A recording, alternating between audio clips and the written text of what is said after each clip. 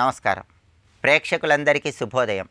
ఈనాటి పావన కార్తీక శుభయోగం శీర్షికన కార్తీక సోమవారం సందర్భంగా శివాభిషేకము, శివపూజలో పుష్పాల విశిష్టత, నక్తవ్రతము, శివారాధనలో మారేడుకున్నటువంటి విశిష్టత, వీటన్నిటి గురించి పరిశీలిద్దాం.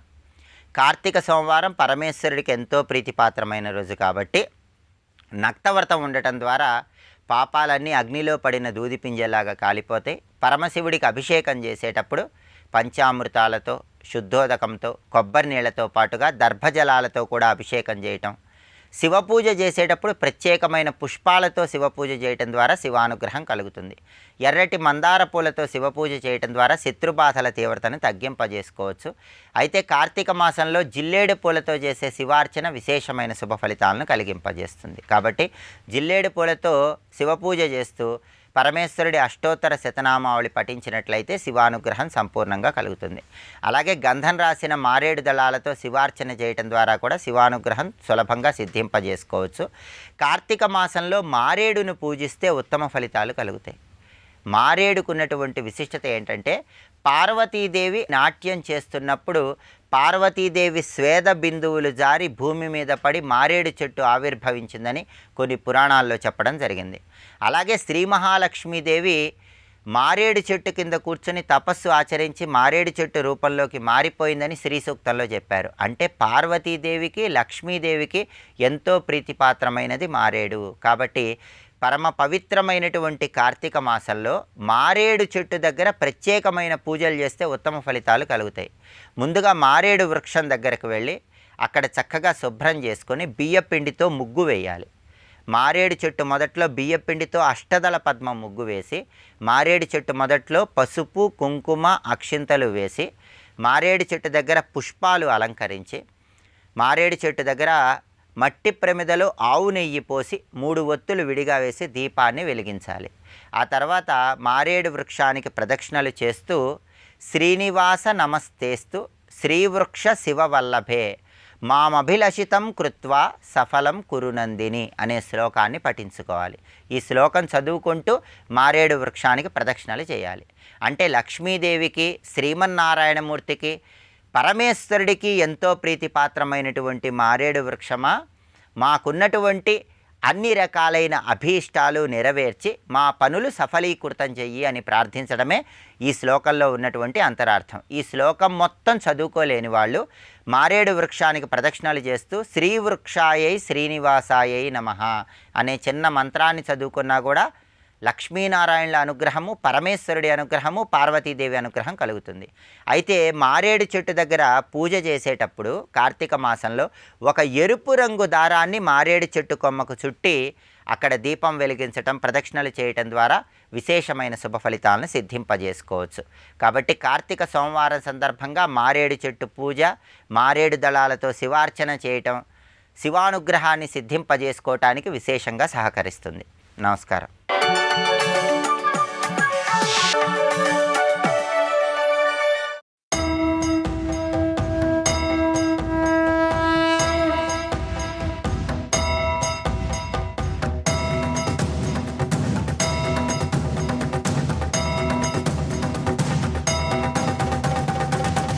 కలిలో కృష్ణుడిని నిందిస్తూ ఉంటారు. అది ఇక్కడ కృష్ణ నిందకులు ఎక్కువ ఉంటారు. అంటే కృష్ణ నిందకులు అంటే విష్ణు నిందకులు, విష్ణు నిందకులు అంటే ధర్మ నిందకులు. భగవానే చెప్పాడుగా తానెవరెవరో శుద్ధ సాధులందు, సురులందు, శృతులందు, గోపులందు, విప్రకోటియందు, ధర్మ పదవియందు తగిలి నాయందు వాడెన్నడలుగు నాడే హింసనందు అని భాగవతంలో చెప్పినట్లుగా కృష్ణ నింద అంటే వీటిని నిందించడమే. ఇలాగ కలియుగంలో ప్రథమ పాదంలో కృష్ణ నింద పెరుగుతాయి. మరి ద్వితీయ పాదంలో ఎలా ఉంటుంది?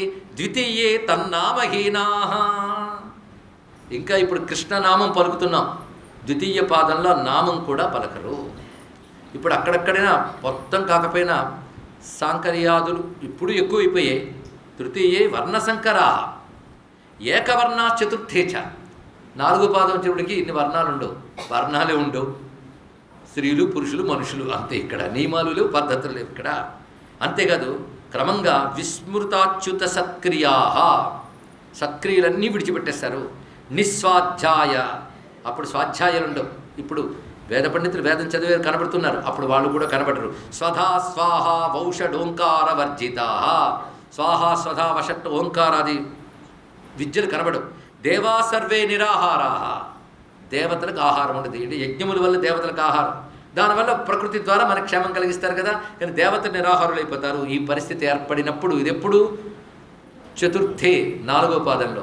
అప్పుడు ఈ దేవతలందరూ వెళ్ళి బ్రహ్మదేవుని ప్రార్థన చేస్తారు.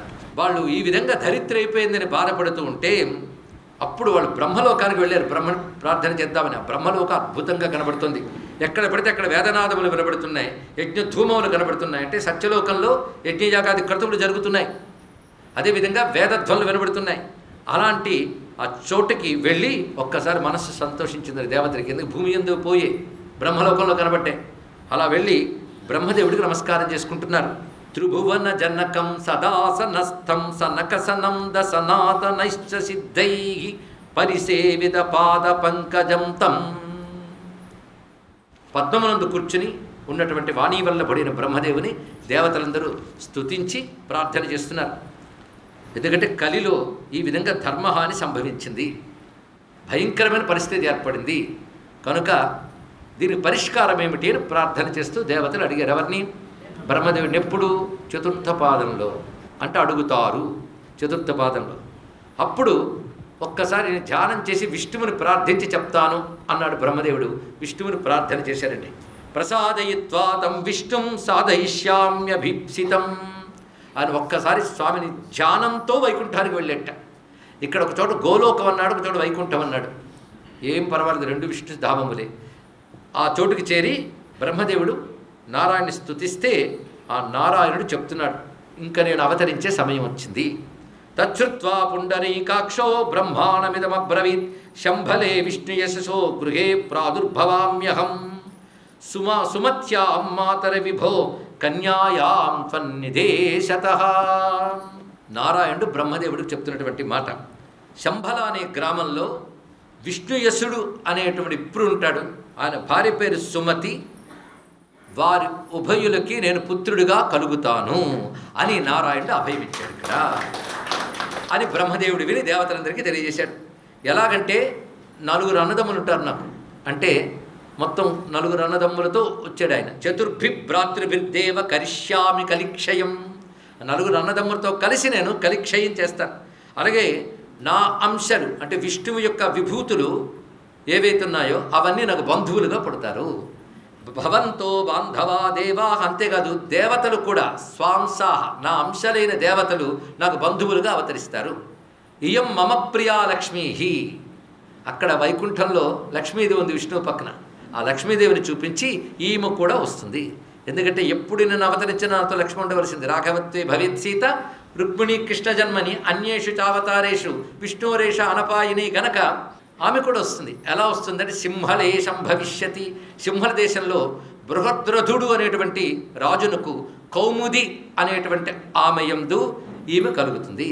భార్యాయా మమ భార్యేష పద్మా నామ్నీ జనిష్యతి. అప్పుడు ఆ పేరు పద్మ అని పేరు కలిగి ఉంటుంది. అంటే లక్ష్మీదేవి అప్పుడు పద్మ అనే పేరుతో వస్తుంది. యాతయూయం భువన్ దేవా స్వాంశావతరణే రతాః. కనుక దేవతలారా మీరందరూ నా యొక్క అంశాలతో ఉన్నవారే కనుక మీరు మీ అంశాలతో ఇప్పుడు భూమి యందు కొన్ని జన్మలు తీసుకోవాలి. అదేవిధంగా ఒక మహాత్ముల్ని నేను ఆవిర్భవింపజేస్తున్నాను.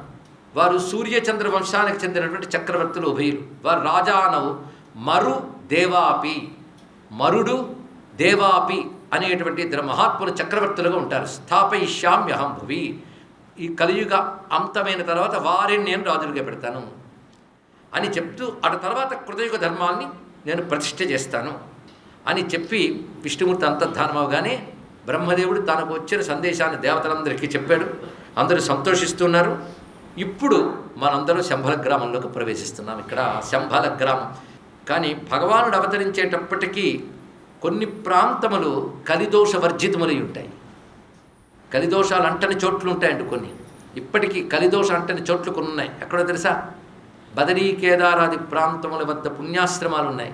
నరనారాయణను ఆశ్రయించుకొని వాటికి కలిదోషం చేరదు. ఎప్పటికీ అవి ఉంటాయి ఇక్కడ. ఎందుకు తెలుసా? మానవులు ప్రవేశించలేని ధామములు ఇక్కడ. అవి సూక్ష్మ భూమికలు. అవన్నీ ఇక్కడ సూక్ష్మ భూమికల్లో ఉంటాయి. అలాంటి దివ్యాశ్రమములు ఇంత కలిలో కూడా ఈ పవిత్ర భారతదేశంలో మాత్రమే కొన్ని పవిత్ర క్షేత్రాలు ఉన్నాయి. ఇప్పటికీ ఉన్నాయి. అలాంటి మహాత్ములు లేకపోతే కలికి అవతరించవలసిన అవసరమే లేదు. ఉంటారు మహాత్ములు ఈ పుణ్య భారతావనంలో. అలా కొన్ని చోట్లు ఉంటాయి, కంటికి గోచరించని కొన్ని రాజ్యాలే ఉంటాయి కలిలో కలి ప్రభావం లేకుండా. అందులో విభీషణుడు పాలిస్తున్న ప్రాంతాలకు కూడా లంక మనం అనుకునే లంక కాదట. అంటే పురాణముల్లో చెప్పిన అంశములు ఇక్కడ చెప్పుకుంటున్నాం కనుక మన కంటికి గోచరం కానివి ఎన్నో భూమికలు ఉంటాయి. అలాగా శంభల గ్రామం కూడా మానవులు సామాన్యంగా ప్రవేశించి వెళ్ళలేరు. అంటే భగవానుడు అవతరించడానికి తగ్గ భూమికలు ఉంటాయి, అందులో సందేహం లేదు. ఎన్నో పాడైనా అవి మాత్రం ఉంటాయి. అక్కడ మహాత్ములు ఉంటారు. అక్కడ ధర్మం 4 పాదాలతో చోట్లు ఉంటాయి. భగవానుడు అవతరించడానికి తగ్గ భూమికలు ఉంటాయి. అలాంటి వాటిలో ఒకటి శంభల. ఇక్కడ విశేషం ఏంటంటే వీటి పేర్లు విన్నా ధన్యులమండి. ఎందుకంటే ఆ కాలంలో మనం ఉంటామా లేదా మనకి తెలియదు, ఉండాలని అనుకోవద్దు. స్మరించుకుంటూ ఉంటే ఇప్పుడే ముక్తి వచ్చుకుపోయినా ఈ పుణ్య విశేషం చేత మళ్ళీ సత్యయోగ చెరువు పుట్టిస్తే మంచిదే కదా. లేదా ఈ స్మరణ చేత తర్వాత ఎప్పుడు పుట్టినా ధర్మానికి దెబ్బ తగలకుండా భక్తికి లోటు లేకుండా ఉండి జన్మలు వస్తే చాలా. ఇవాళ చెప్పుకున్న విష్ణువు ఎలా వస్తాడు, అమ్మవారు ఎలా వస్తారు, వీటి పేర్లు విన్నా ధన్యులు విపుతాం. మొత్తానికి ఆ శంభల గ్రామం సుమత్యాం విష్ణు యశసా విప్రశ్చ శంభల గ్రామమావివేశ పరాత్మక. ఆ శంభల గ్రామంలో ప్రవేశించాడు విష్ణువు అన్నాడు. ముందు గ్రామంలోకి ప్రవేశించింది విష్ణు తేజస్సు. నారాయణాయ కృష్ణాయ గోవిందాయ నమో నమః.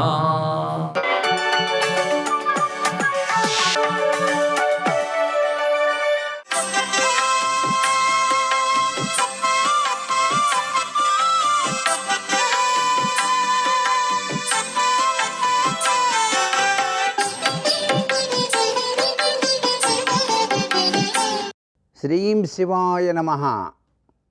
హరహర మహాదేవ శంభో శంకర. ఓం నమో నారాయణాయ. శ్రీ కార్తీక దామోదరాయ నమః.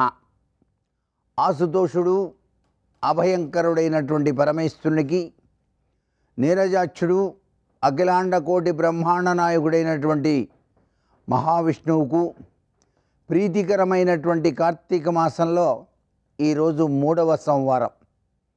సోమవారం నాడు చంద్రుడు పరిపూర్ణుడై ఉంటాడు కాబట్టి ఈ కార్తీక మాసంలో తెల్లవారుజామునే నదీ తీర ప్రాంతంలో పవిత్రవంతమైనటువంటి స్నానాదులు చేసి చక్కగా పొడి బట్టలు కట్టుకొని పరమేశ్వరుడికి ప్రీతికరమైనటువంటి విభూతి ధారణ నుదుట, వక్షస్థలం పైన, పొట్ట వద్ద, చేతుల వద్ద హరహర మహాదేవ, ఓం నమ శివాయ అనే నామాలతో ధరించి మెడలో రుద్రాక్షమాల వేసుకొని తూర్పు తిరిగి సూర్యభగవానికి అర్ఘ్యప్రదానం చేసి శివాలయ దర్శనం చేసుకోవాలి. చెంబుతో నీళ్లు తీసుకొని శివాలయ దర్శనానికి వెళ్ళి అక్కడ పంచామృతాలతో అభిషేకార్చన అనేటువంటిది నిర్వహించడం వల్ల జన్మాంతరాల పాపాలన్నీ కూడాను పటాపంచలైపోతాయి ఈ కార్తీక మాసంలో. అంతేకాకుండా ఈశ్వరునికి దశరుద్ర నామాలతో గనక పూజ చేసినట్లయితే ఎలాంటి దోషాలు లేకుండా పరమేశ్వర అనుగ్రహం కలిగి తీరుతుంది అని కూడా మనకు శాస్త్రంలో చెప్పినటువంటి విశేషాంశం. నమక చమకాలు రుద్ర మంత్రాలు రానివారు కనీసం ఈ యొక్క దశరుద్ర నామాలతో గనక పరమేశ్వరుణ్ణి గనక పూజ చేసినట్లయితే అభిషేకార్చన సత్ఫలితం కూడాను పొందడానికి ఆస్కారం ఎక్కువగా ఉంటుంది. ఆ దశ రుద్రనామాలలో ఓం నిధనపతయే నమః, ఓం ఊర్ధ్వాయ నమః, ఓం హిరణ్యాయ నమః, ఓం సువర్ణాయ నమః, ఓం దివ్యాయ నమః, ఓం భవాయ నమః, ఓం సర్వాయ నమః, ఓం శివాయ నమః, ఓం జ్వాలాయ నమః, ఓం ఆత్మాయ నమః అంటూ ఒక్కొక్క దాన్ని మరల పఠనం చేసుకుంటూనే ఆ యొక్క ఓం నిధనపతయే నమః అన్నప్పుడు ఓం నిధనపదాంతకాయ నమః అనుకోవాలి. ఈ విధంగా మొత్తం కూడాను చదివినటువంటి ఫలితం అభిషేకార్చనలో చాలా చక్కగా చేసిన వాళ్ళం అవుతాం. శ్రీ కార్తీక దామోదరాయ నమః.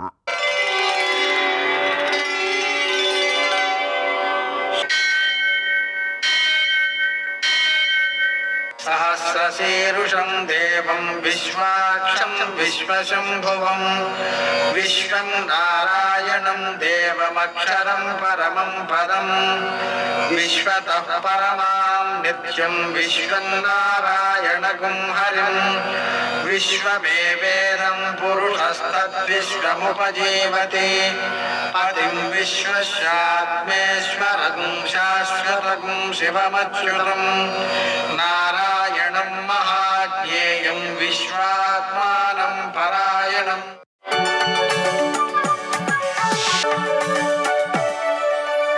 सूर्यशौर्यमथेन्दुरिन्द्रपदवी सन्मङ्गलं मङ्गलम्. మృత్యుంజయాయ రుద్రాయ నీలకంఠాయ సంభవే అమృతేశాయ సర్వాయ మహాదేవాయ తే నమః. నేటి కాలమాన విశేషాలను గమనిద్దాం. స్వస్తి శ్రీ చాంద్రమాన క్రోధినామ సంవత్సరం దక్షిణాయనం శరదృతువు కార్తీక మాసం కృష్ణపక్షం సోమవారం సూర్యోదయం 6:26 సూర్యాస్తమయం 5:36 తిథి తదియ రాత్రి 7:02 వరకు నక్షత్రం మృగశిర మధ్యాహ్నం 3:53 వరకు వర్జం రాత్రి 11:59 నుంచి 1:31 వరకు దుర్ముహూర్తం మధ్యాహ్నం 12:23 నుంచి 1:08 వరకు మరల మధ్యాహ్నం 2:37 నుంచి 3:22 వరకు అమృతకాలం ఉదయం 7:39 నుంచి 9:09 వరకు మరల తెల్లవారుజామున 5:23 ప్రారంభమై మరుసటి రోజు ఉదయం 6:55 వరకు కొనసాగుతోంది. రాహుకాలం సోమవారం కాబట్టి ఉదయం 7:30 నుంచి 9 గంటల వరకు అష్టకౌర్గరీత్యా శుభప్రదమైన సమయం ఉదయం 7:20 నేటి విశేషం కార్తీక సోమవారం. అలాగని ప్రదోషం ఉంది, సంకష్టహార చతుర్థి ఉంది. ఆ కారణంగా సోమవారం కాబట్టి ఇలాగా రోజంతా ఉపవాసం ఉండడం, సాయంకాలపు వేళ ప్రదోష సమయంలో చక్కగా ఆ శంకరుణ్ణి ఆరాధన చేసుకోవడం 1:12 అటు తర్వాత సంకష్టహార చతుర్థి వ్రతాన్ని ఆచరించుకోవడం, 21 దూర్వా యుగ్మములతో పూజించడం, 21 పుష్పాలతో 21 పత్రాలతో స్వామివారిని అర్చించుకోవడం, 21 ఆత్మ ప్రదక్షిణాలు, 21 అరగుంజీలు తీయడం, 21 నువ్వుల చిమ్మిలి ఉండలు, తెల్ల నువ్వులేనండి, ఆ నువ్వులతో ఉండలు స్వామివారికి నివేదన చేయడం, 21 చిమ్మిలి ఉండలు వాయనమివ్వడం. అటు తర్వాత రాత్రి 8:07 చంద్రుడు ఉదయిస్తాడు. ఆ తర్వాత చంద్రుడిని పూజ చేయడం. ఈ కార్యక్రమాల ద్వారా కష్టాలని అధిగమించేటువంటి ప్రజ్ఞ, అలాగే అపవాదులు అంటే మనం చేయని తప్పులకు ఏదైతే చేశామనే భావన వ్యాప్తి చెందుతుందో అటువంటి అపవాదులను జయించగలగడం అనేటువంటివి ప్రత్యేకించి సిద్ధిస్తాయి. నేటి ఆణిముత్యాలు.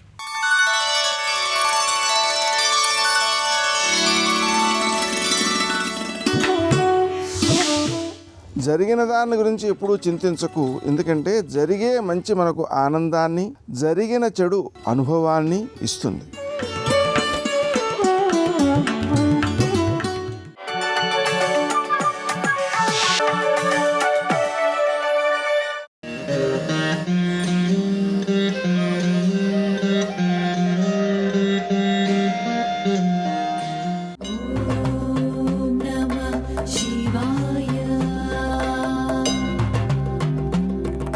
పంచారామ క్షేత్రాలలో అగ్రగణ్యమైందిగా పేర్గాంచిన ఈ క్షేత్రంలో సాక్షాత్తు భీమేశ్వర స్వామివారు, మాణిక్యాంబ అమ్మవార్లు కొలువై ఉన్నారు.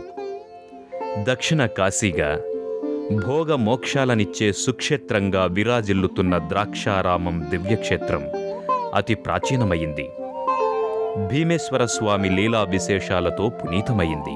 దక్ష ప్రజాపతి ఈ క్షేత్రాన యజ్ఞం చేయటం వల్ల ఈ క్షేత్రం దక్షవాటికగా, దక్షారామంగా, కాలక్రమంలో ద్రాక్షారామంగా రూపుదిద్దుకుంది. ప్రశాంతమైన వాతావరణంలో ప్రకృతి రమణీయ దృశ్యాలతో శోభిల్లే ద్రాక్షారామం దివ్యక్షేత్రానికి చేరుకున్న భక్తులు ఆలయానికి సమీపాన ఉన్న సప్తగోదావరి స్నానఘట్టానికి చేరుకుంటారు. ఓం భీమేశ్వర స్వామియే నమః అంటూ సప్తగోదావరిలో స్నానాధికాలు చేసి అనంతరం స్నానఘట్టానికి సమీపాన ఉన్న సర్వమంగళ సమేత శ్రీ పాకశాసన స్వామివారి ఆలయానికి చేరుకుంటారు. గర్భాలయంలో కొలువై ఉన్న సర్వమంగళాదేవి, శ్రీ పాకశాసన స్వామివార్ల దివ్యమంగళ శిలారూపాలను దర్శించుకుని భక్తి శ్రద్ధలతో స్వామివారికి జలాభిషేకాలు, ఫలాభిషేకాలు నిర్వహించి ఓం నమః శివాయ, శంభో శంకర సాంబశివాయ అంటూ భక్తి శ్రద్ధలతో చేతులు జోడిస్తారు. ప్రధానాలయ ప్రాంగణంలో భక్తులకు ముందుగా గాలిగోపురం దర్శనమిస్తుంది. విశాలమైన ప్రధానాలయ ప్రాంగణమంతా ప్రశాంత వాతావరణాన్ని ప్రతిబింబిస్తుంది. ప్రాచీన శివాలయాలలో ఒకటిగా విరాజిల్లుతున్న భీమేశ్వర స్వామి ప్రధానాలయ ప్రాంగణంలోకి చేరుకోగానే భక్తులకు ధ్వజస్తంభం దర్శనమిస్తుంది. ధ్వజస్తంభానికి ఎదురుగా శిలారూపంలో ఉన్న నందీశ్వరుడు దర్శనమిస్తాడు.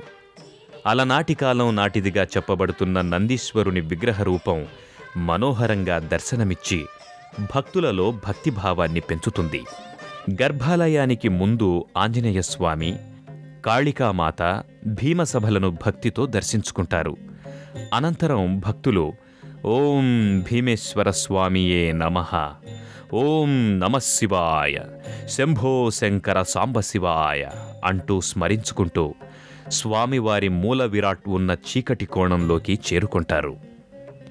భక్తులకు ఓ విచిత్రమైన అనుభూతిని మిగిల్చే చీకటి కోణమంతా భక్తులను మరో లోకాలకు తీసుకువెళ్తుంది.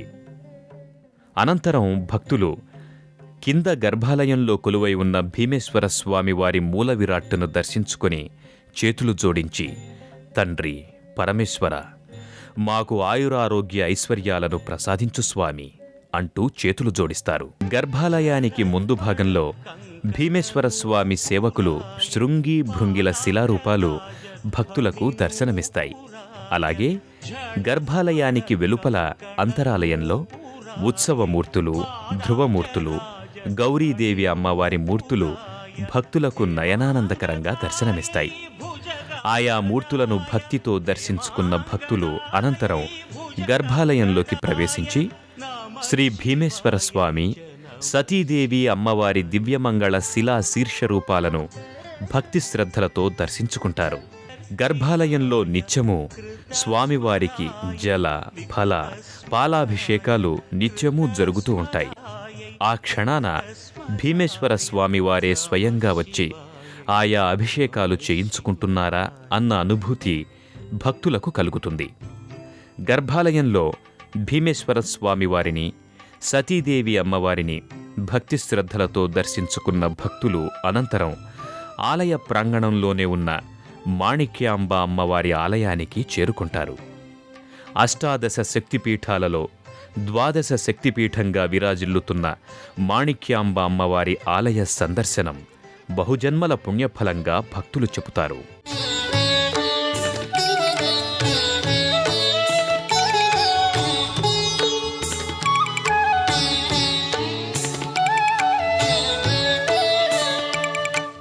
అహిరేవ ఎహేహే పాదాన్ విజానాతి న సంశయ అంటుంది సీతమ్మ రామాయణంలో. పాము కాళ్ళకి పాముకు తెలుస్తుంది కానీ నాకు తెలుసా అంటుంది. నది నిశ్శబ్దంగా ప్రవహించదు, చప్పుడు చేస్తుంది. మీరు ఎప్పుడైనా చీకట్లో నది ఒడ్డున నిలబడితే ఆ నదీ ప్రవాహంలో ఉండేటటువంటి విచిత్రం తెలుస్తుంది. అది విచిత్రములైనటువంటి శబ్దాలు చేస్తూ, సుడిగుండాల్లో తిరుగుతూ, రాళ్లకి గుద్దుకుంటూ, పైనుంచి పడుతూ, పైకి ఎక్కుతూ వెడుతూ ఉంటుంది. ఆ వెడుతున్నప్పుడు అది చేసేటటువంటి ధ్వనులు విచిత్రంగా ఉంటాయి. ఆ ధ్వనులతో కూడి వెళ్ళిపోతుంటుంది. అలా వెళ్ళిపోయేటటువంటి నది చంద్రుడి యొక్క శక్తిని పుచ్చుకుంటుంది. దానికి ఆ లక్షణం ఉంది. చంద్రకిరణములు పడతాయి. రాకా శిశికరహ అంటుంటారు శంకరాచార్యులు వారు. అంత గొప్ప చంద్రబింబం మీకు ఇంకా ఏ నెలలోనూ కనపడదు. అమ్మవారే మళ్ళీ లోకాన్ని ఉద్ధరిస్తుంటుంది. ఎక్కడ ప్రమాదం ఉందో అక్కడ ఆవిడే విరుగుడు చెప్తుంది. అందుకే ఆవిడ కార్తీక మాసంలో చంద్రకిరణ రూపంలోనూ, ఉసిరి చెట్టు రూపంలోనూ ఆదుకుంటుంది. అందుకే ఉసిరికాయ పచ్చడి తినడం, వనభోజనానికి వెళ్ళి ఉసిరి చెట్టు కింద కూర్చోవడం అందుకు వచ్చింది. కాబట్టి ఇప్పుడు ఆ నది ప్రవహించి వెళ్ళిపోయేటప్పుడు ఆ చంద్రబింబం మించి పడేటటువంటి కిరణములలో అమృత ప్రసారం ఉంటుంది, అమృత శక్తి ఉంటుంది. అందుకే ఓషధులన్నీ చంద్రుడి వలననే ప్రకాశిస్తాయి అని విష్ణు పురాణంలో వినాయక చవితి వ్రత కథలో ఆ చంద్రుడు ప్రకాశించకపోతే ఓషధులు ప్రకాశించలేదు అంటారు. ఓషధులు లేకపోతే లోకంలో అనారోగ్యం తగ్గదు. ప్రతి దాని యందు చంద్రకిరణ స్పర్శ చేతనే ఓషధీ శక్తి వస్తుంది. ఆ నది ప్రవాహమునందు అది ఆ అమృత ధార, అమృత కిరణుడు అని పేరు. రాకా హిమకరహ అమృతకరహ అంటారు. మనకి యజుర్వేదంలో పరమశివుడికి ధ్యాన శ్లోకం ఉంటుంది అభిషేకానికి. అందులో చెప్తారు, ఆపాతాళ నభస్థలంత భవన బ్రహ్మాండమా విస్ఫుర జ్యోతిస్ఫాటిక లింగమౌళి విలసత్పూర్ణేందు అంతామృతై. ఈ బ్రహ్మాండమంతా శివలింగ స్వరూపంలో నిండిపోతే దాని మీద చంద్రబింబం ఉంటుంది. చంద్రమౌళి అని పిలవడానికి కారణం అది. ఆ చంద్రబింబంలో ఉన్నటువంటి అమృత ధార కరిగి ఆ శివలింగం మీద పడుతూ ఉంటుంది. పడుతుంటే శివలింగం అంతా అమృతధారలో తడిసిపోయి చల్లగా అవుతుంది. చంద్రుడి నుంచి వచ్చేది అమృతధార. అందుకే సుధాలేపస్యూతి అని శంకరాచార్యులు వారు సౌందర్యలహరి చేస్తూ చంద్రబింబాన్ని అంటించాలంటే ఎలా అంటిస్తారంటే అందులో ఉన్న అమృతంతోటే అన్నారు. ఒక చమత్కారం చేస్తూ ఒక ప్రత్యేక శ్లోకంలో లలాటం లావణ్యజ్యుతి విమలమాభాతి తవయత్తన్న శ్లోకంలో. కాబట్టి అందులోంచి అమృతం వస్తుంది. ఆ అమృత కిరణములలో వచ్చేటటువంటి ప్రసారాన్ని నీరు పుచ్చుకుంటుంది. సర్వం శ్రీ ఉమామహేశ్వర పరబ్రహ్మార్పణమస్తు. స్వస్తి.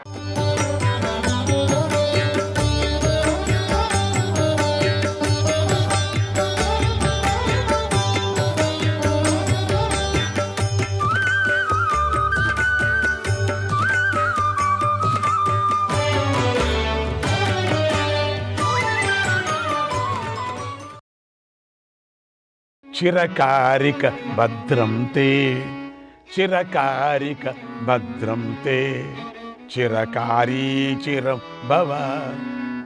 చిరాయ యదితే సౌమ్య, చిరాయ యదితే సౌమ్య, చిరమస్మిన దుఃఖితక, చిరమస్మిన దుఃఖితక. ఓ చిరకారి మేల్కోవయ్యా, నీకు మేలు జరుగుతుంది.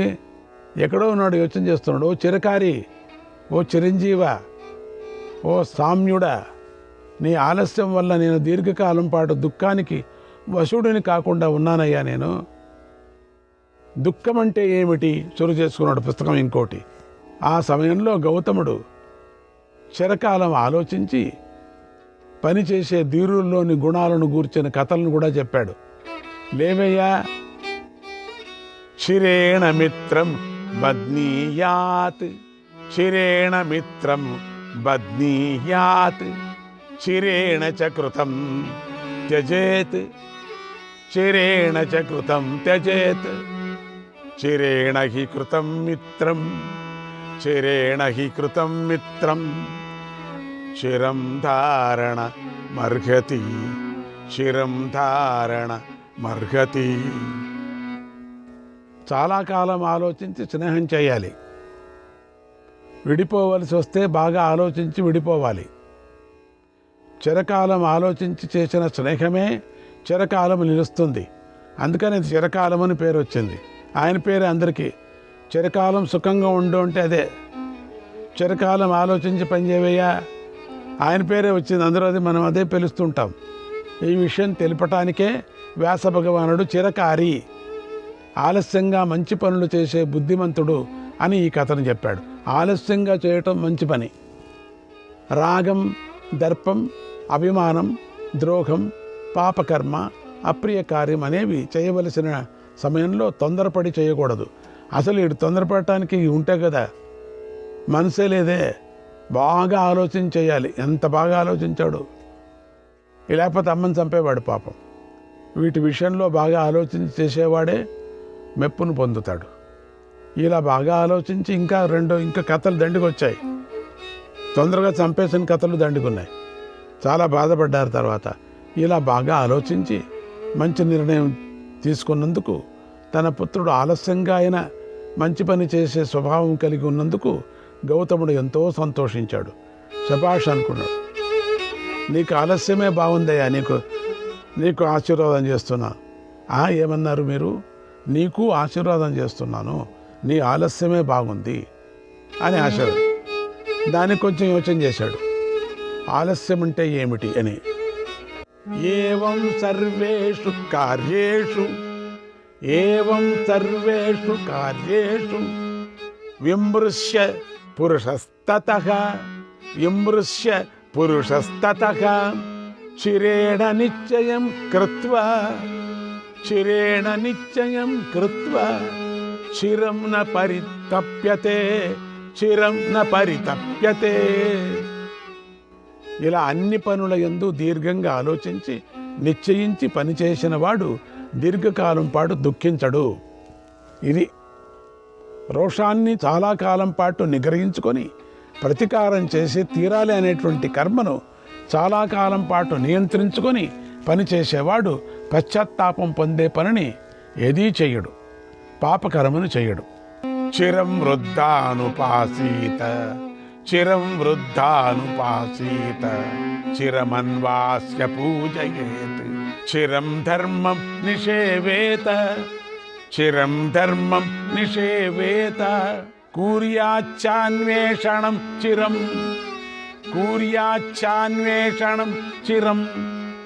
చిరకాలం పాటు పెద్దలను సేవించాలి, చాలా కాలం పాటు వారి సాంగత్యాన్ని పొందాలి, వారిని పూజించాలి. అలాగే చిరకాలం పాటు ధర్మాన్ని సేవించాలి, చిరకాలం పాటు ధర్మాన్ని అనుసంధానం చేసుకోవాలి. ఆయన పేరు చూడ ఎట్లా నిలిచిపోయిందో. చిరమన్వాస్య విదుషక చిరం శిష్టాన్నిషేవ్య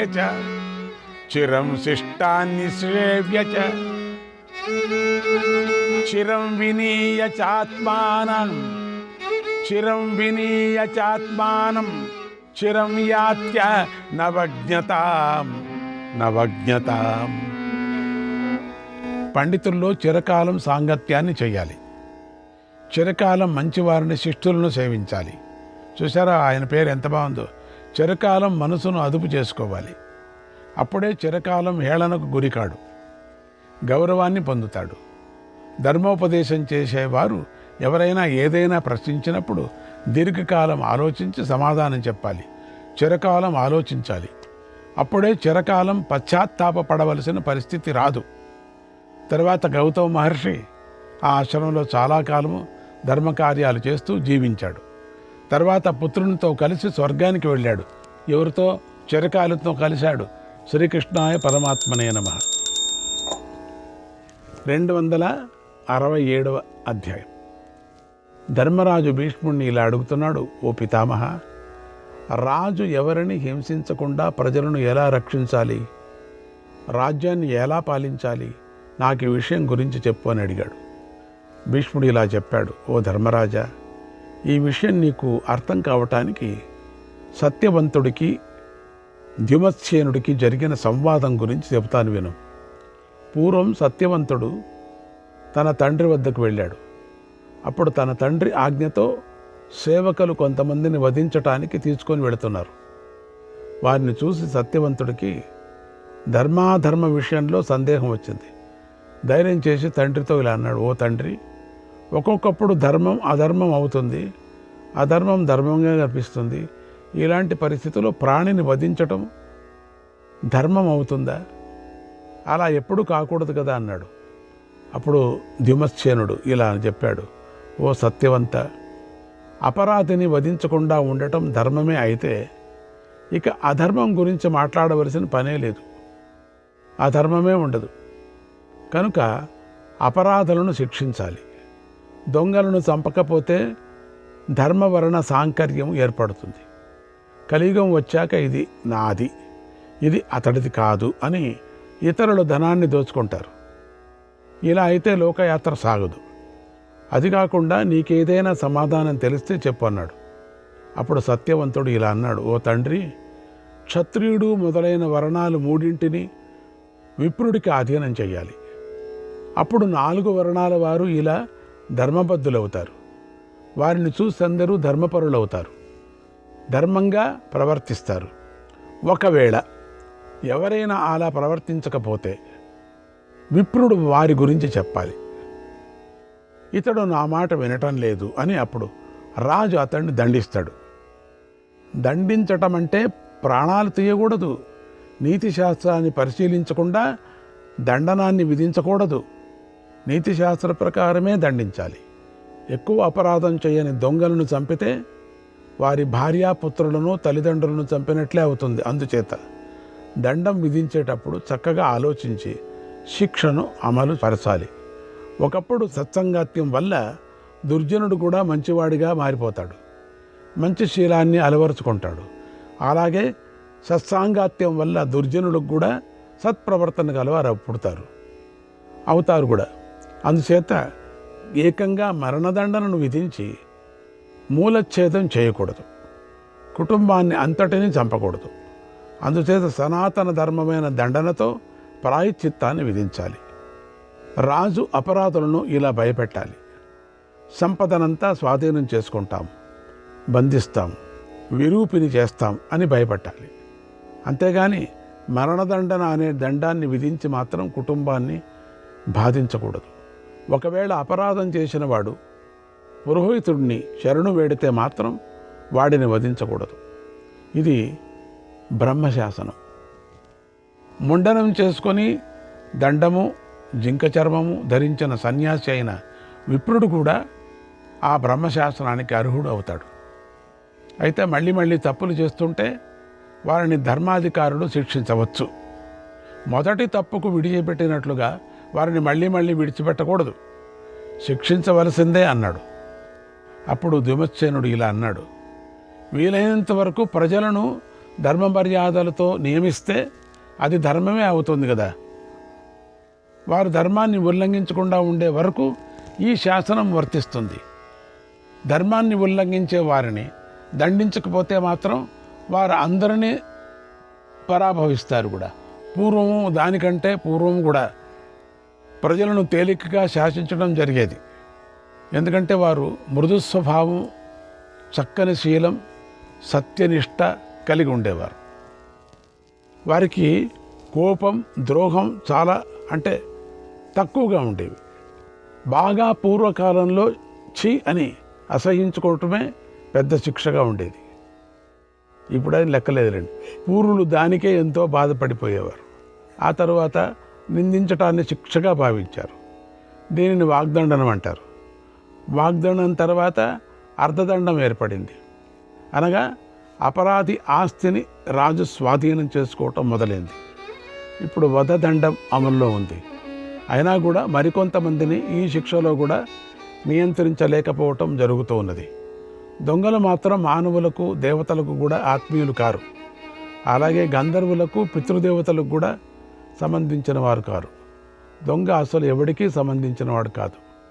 కొందరు శ్మశానం నుండి, పిశాచాదుల నుండి పద్మాలు మొదలైన అలంకారాలను, దేవతలను ధరింపజేసిన అలంకారాలు దొంగలిస్తారు.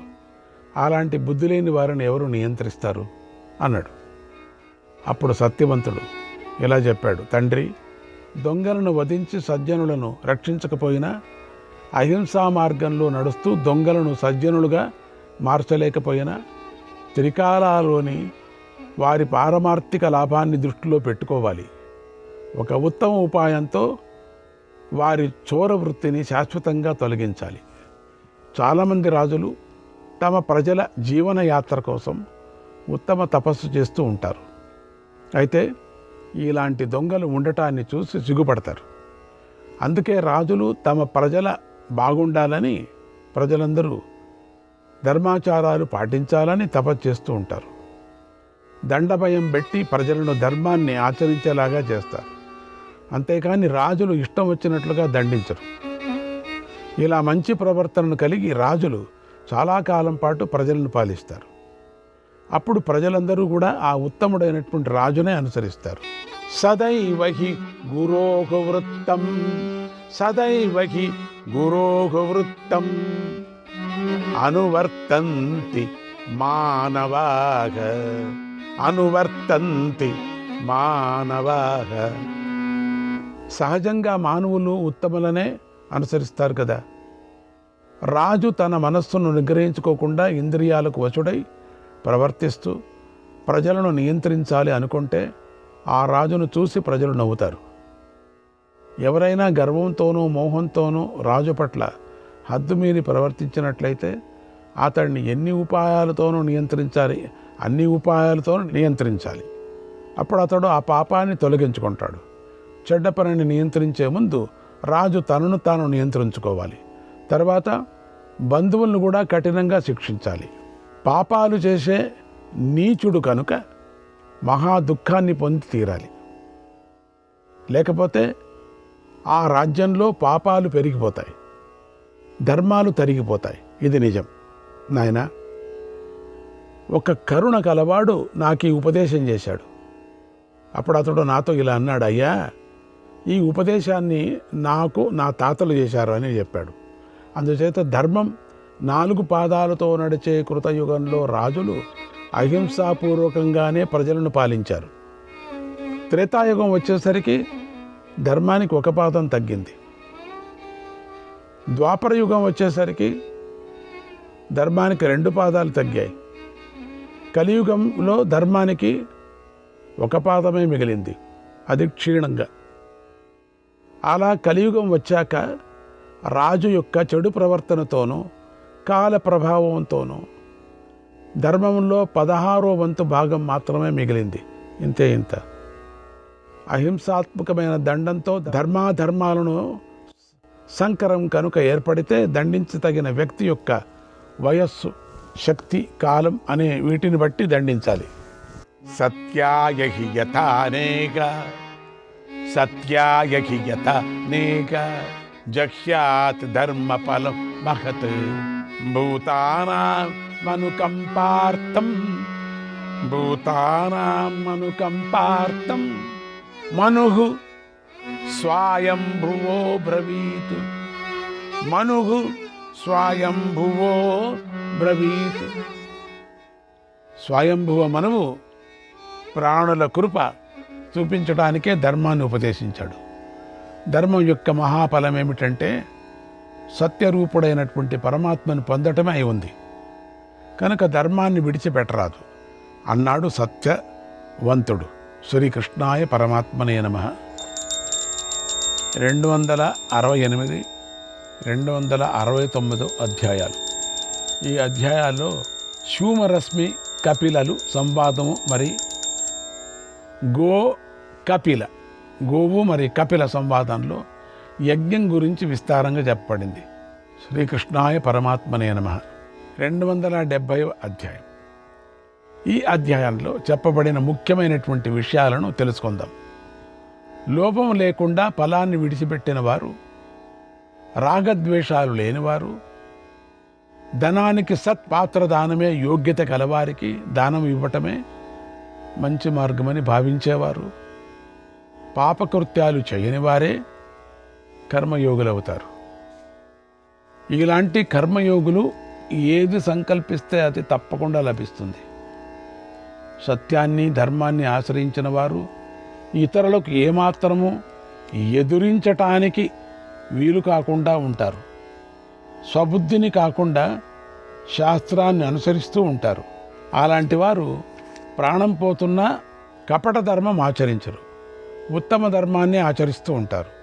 అలాంటి వారికి ఎప్పుడూ కూడా ప్రాయశ్చిత్తం చేసుకోవలసిన పరిస్థితి రానే రాదు.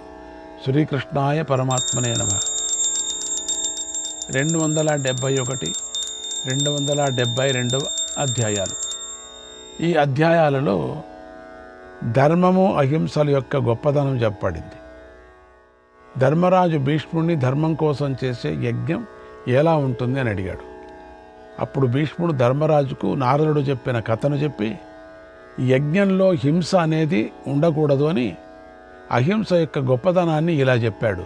శ్రీకృష్ణాయ పరమాత్మనే నమః.